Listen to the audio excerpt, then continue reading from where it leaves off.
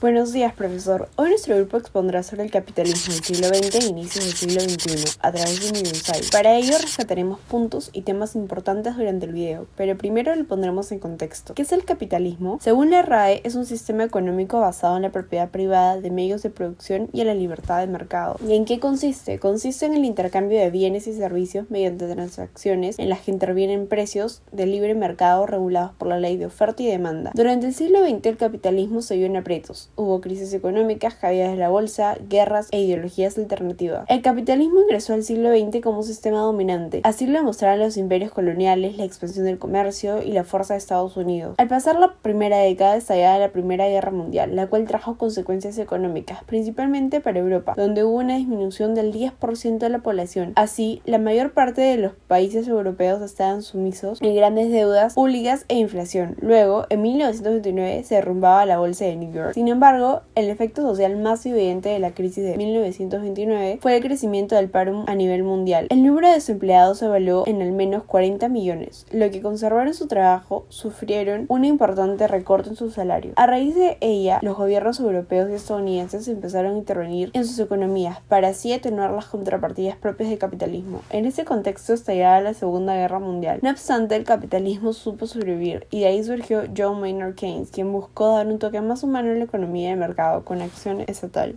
Se entiende por estado de bienestar como concepto general, uno en el cual corresponde al Estado o a la sociedad asumir la responsabilidad del bienestar social y económico de sus miembros. Las causas que originaron al estado de bienestar fueron de índole político-social, en respuesta al hecho de que el mercado autorregulado es inhumano. Este estado cuenta con instituciones rígidas, las cuales crean derechos garantizados jurídicamente e incorporados como derechos adquiridos en la conciencia de la población. El objetivo del estado de bienestar es elevar la calidad de vida de la fuerza de trabajo o de la población en su conjunto, además de reducir las diferencias sociales ocasionadas por el funcionamiento del mercado. Debido a las diferencias entre el mercado y la igualdad, se genera un nuevo rol del Estado, el cual se hace intérprete de valores como la justicia distributiva, la seguridad, el pleno empleo, que el mercado es incapaz de registrar. Además, hay dos elementos que facilitan el pasaje del Estado liberal al Estado asistencial. Uno es el crecimiento de la riqueza y otro es la revolución keynesiana. El Estado keynesiano surge a partir de la ruptura con la etapa liberal previa a la década de 1930 y como una respuesta a las crisis recurrentes producidas por esta. Una de las grandes diferencias del Estado keynesiano y el Estado de bienestar es que el primero cuenta con instituciones flexibles, mientras que el otro cuenta con instituciones rígidas.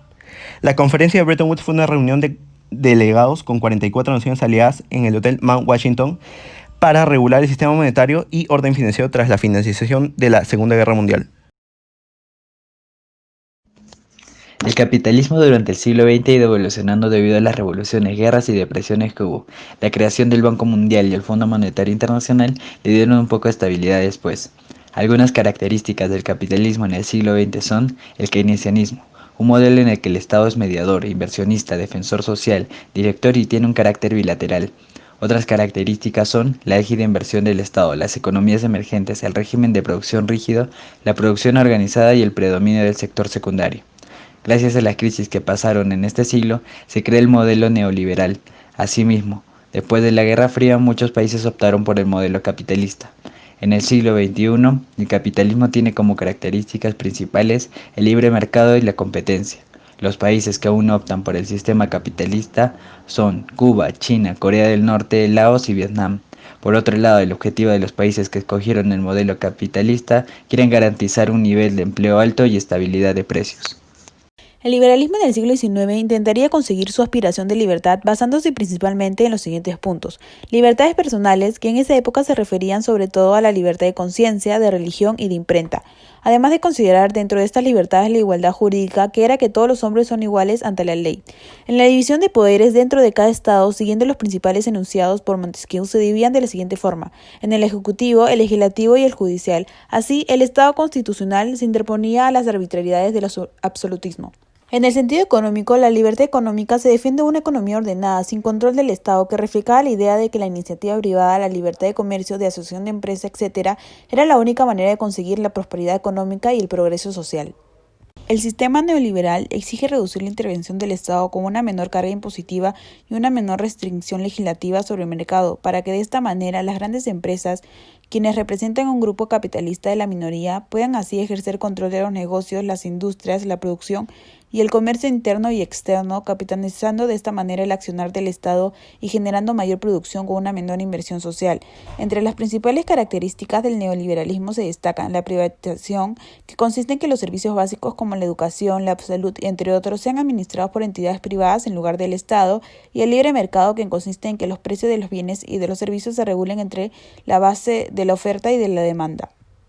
En resumen, esta doctrina neoliberal le da un pastel secundario al Estado y le deja casi al monopolio de la actividad económica al capital privado, de tal forma que el Estado no interviene en materia económica, dejando las leyes de oferta y demanda.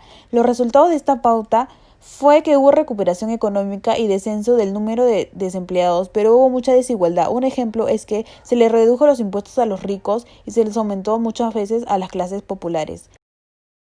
Consecuencias del capitalismo. El capitalismo se plasmó como un sistema económico uniforme en todo el mundo. Junto a este, el dólar se convirtió en la moneda del mercado internacional.